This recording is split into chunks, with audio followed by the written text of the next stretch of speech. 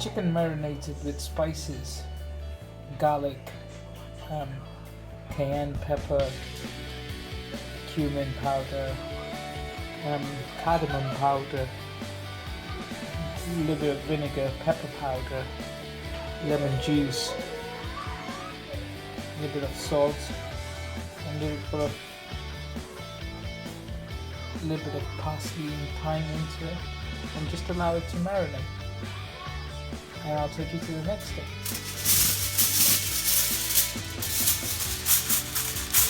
Boil it up so that we put it in the oven on 200 degrees 15 to 20 minutes, and then just leave it in the oven with the oven switched off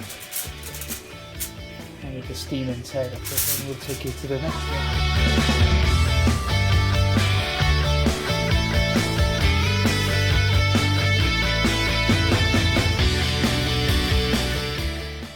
That's the Lebanese bread, khobez, olive oil, mixed salad, tahini and hummus.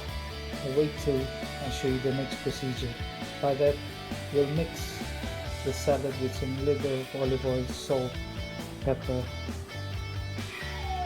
some white wine vinegar. Okay, so I'll take you to the next step.